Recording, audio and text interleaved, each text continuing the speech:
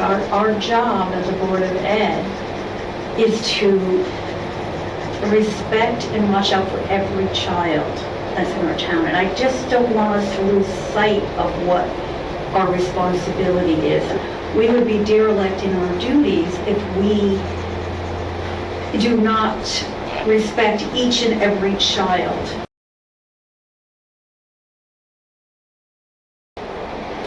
As a board, we have agreed tonight to officially retire the caricature. We all agreed at our last workshop that an additional curriculum is needed to educate our students on Native American history and the Native American history of North Devon.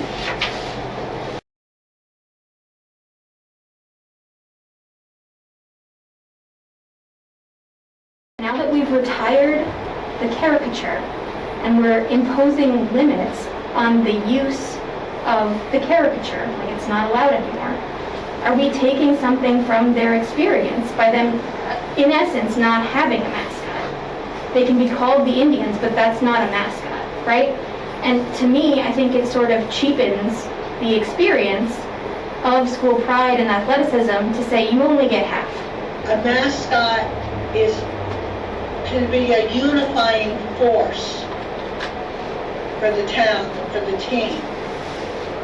And my question is, we have a mascot that is dividing the town.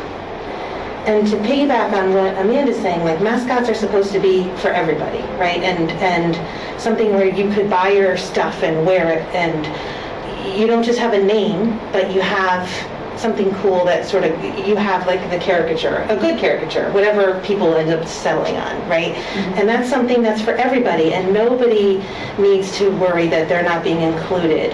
We definitely need to lead by example, and I think that example should be that we can have a rational conversation from all sides of this perspective and then try to come up with what is okay, right? And I think this is where we're sticking though, because we don't know what's okay, what's not okay, whose decision this is and whose decision it's not. So the decisions surrounding the mascot rest solely within this board. I've reviewed all the public comments that we've received, and I know that the letter references 150 emails, but I'm at 275 right now from residents and people asking us to change. The ability to receive feedback from people who have different lived experiences, and then to listen to that feedback with a genuine curiosity rather than, and learn from it rather than taking offense, is really key to this. You know, when I look back at my time in high school, you know, I've pictured my yearbook of me with like somebody in a Native American, like a mascot costume, the head, wearing that you couldn't tell who was inside, that whole thing, and I'm like, does that make me never again open that yearbook? Mm-hmm. No, it makes me look back and say, man, I've sure learned a lot since then. What is considered honorific is a great question. Mm-hmm. I think that is a great question, and like, are we listening to the people that we are trying to honor when we're considering what is honorific? Number one, they're saying is Native Americans are people, not mascots, nor should their cultures be misappropriated as such. Native mascots or school nicknames perpetuate the stereotype and racism that harm Native and non-Native students. I guess what I'm trying to say is, again, like it's okay over here, but it's not okay over there, and I think that's where people are getting super confused. Yeah. That's all. Like, I'm not saying I'm taking one side or the other. I'm just trying to say, like, let's try to understand like where everybody's coming from and see if there's a way that we can bridge the gap somehow. And I think that's a great example to show as well. Eleni, I hear you on that completely. And what I just keep coming back to though is the fact that the Connecticut tribes are asking us to not use them as a mascot. Right. All the ones that we've reached out to have universally said, please don't. You know, they're not asking us to have the cheerleaders do a performative dance about land trusts during halftime. They're not asking us to really do anything aside from just retire the mascot, you know? They want us, and it's been fairly clear, and it's not from like one or two people within the tribes, it's the official position of the tribes. But I think that now that we're hearing all of these voices, of people of this background telling us, you guys got it wrong, I think that there's something that we need to listen to that. Not stop trying to honor things, but honoring it in the right context. And who's going to determine the right context? Education is the right context. Well, we're trying to determine the right context for the name of the team, the sports teams. Obviously, people think we're doing it wrong. When you come to do the educational program of introducing that culture into the curriculum, are we going to be doing that wrong? No, because you actually invite the folks from the culture to design the curriculum as partners with you. We can't be white folks saying, hey, we're gonna decide what native stuff we're gonna do. No, we don't have a right to do that. I've seen our district come a long way in educating this, even over the past few years. My son is in 2nd grade and is learning nonfiction history about Native Americans. My daughter just learned about the Trail of Tears. I'm not saying that we don't have miles to go before we sleep, but I think that that is a good first step.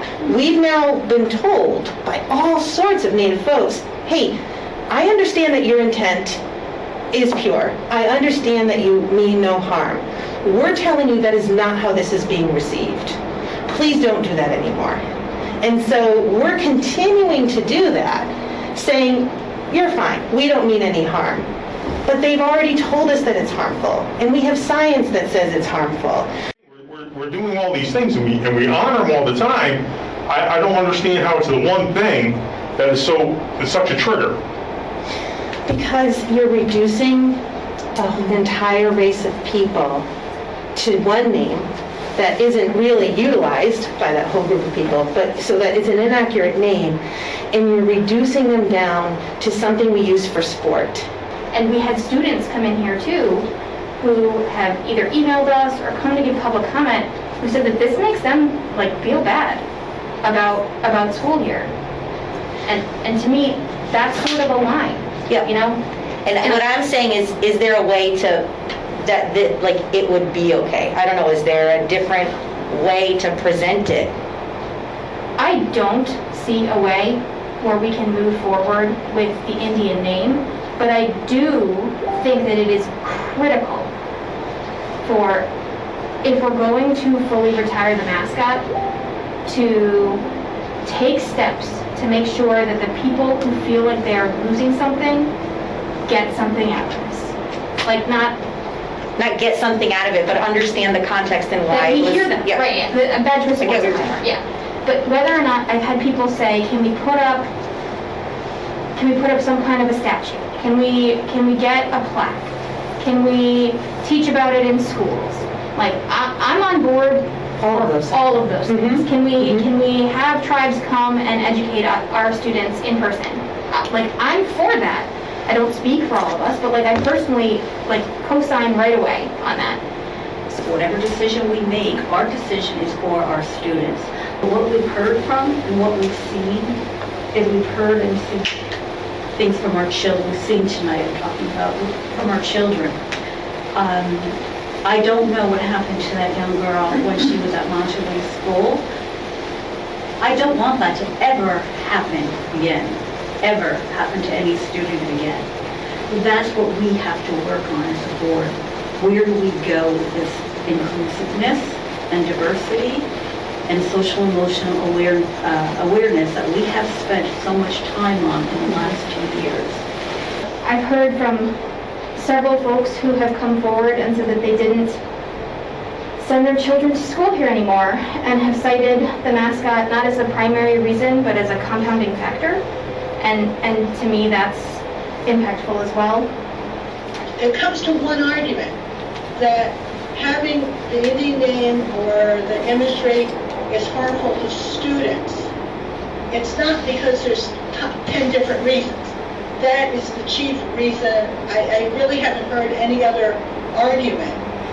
And I think as leaders in the town, on the board, we have to say,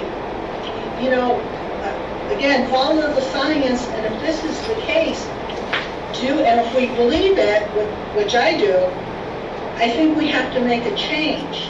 If this were anything else in our public schools, that was dangerous. And we said, okay, so we would do something to take care of it right away. Is there a rate on gas? We need to do something right away. And if it was only impacting some students, if it was dangerous, we would still do something about it right away. We now have not scientific evidence that this is dangerous to a group of students. We're gonna have to change. We're in a time of incredible change. If I step on your foot and you say, Jen, please don't do that again, I'm standing right here. And I say, oh my gosh, I'm so sorry, I didn't even realize. And then I just ignore you and I keep stepping on your foot, that's a problem. The first time though, you know that it was an accident and then I've learned I need to be careful, you're standing there. But the Board of Education 2015-2016 stopped using the caricature and we stopped using the Indian name. Why did we do that in 2015 and why are we talking about that today?